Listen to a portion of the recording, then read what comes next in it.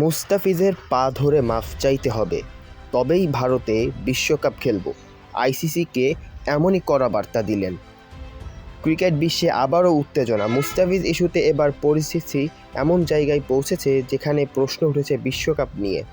কী বলছেন দেশের ক্রিকেট বিশেষজ্ঞরা, আর আইসিসির ভূমিকা নিয়েই বা কেন এত বিতর্ক? বিস্তারিত জানবেন ভিডিওতে। মুস্তাফিজুর রহমানকে কেন্দ্র করে তৈরি হওয়া বিতর্ক এখন আর শুধু আইপিএল বা একটি সিরিজে সীমাবদ্ধ নেই। বাংলাদেশ ক্রিকেট বিশেষজ্ঞদের মতে এই ঘটনা সরাসরি দেশের সম্মান ও জাতীয় স্বার্থের সঙ্গে জড়িত। তাদের ভাষায়, যদি কোনো পক্ষ মনে করে শুধু ক্ষমা চাইলে বা চাপ সৃষ্টি করে স্বাভাবিক করা যাবে, তাহলে সেটা সম্পূর্ণ ভুল ধারণা। এমনকি উদাহরণ দিয়েও বলা হচ্ছে, ধরুন আইপিএল কর্তৃপক্ষ, ইন্ডিয়ান ক্রিকেট বোর্ড বা বিসিসিআই যদি মুস্তাফিজকে আবারও আইপিএলে ফেরাতে চায়, তবুও সিদ্ধান্ত বদলানোর প্রশ্ন নেই।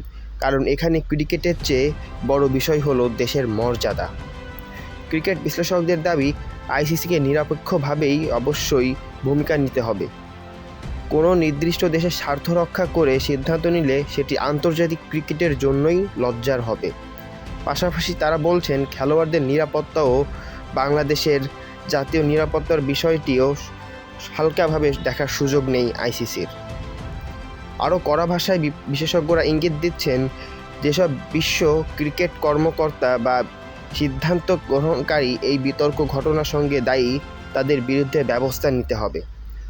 প্রয়োজনে তাদের পদত্যাগের দাবিও উঠতে পারে।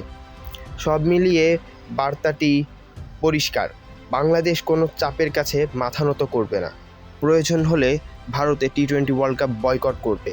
তারপরেও ভারতের দাদাগিরির সামনে বাংলাদেশ মাথা নত করবে না, কারণ এটি এখন শুধু ক্রিকেটের স্বার্থে নয়, এটি এখন দেশের স্বার্থে, দেশের সম্মান হয়ে দাঁড়িয়েছে।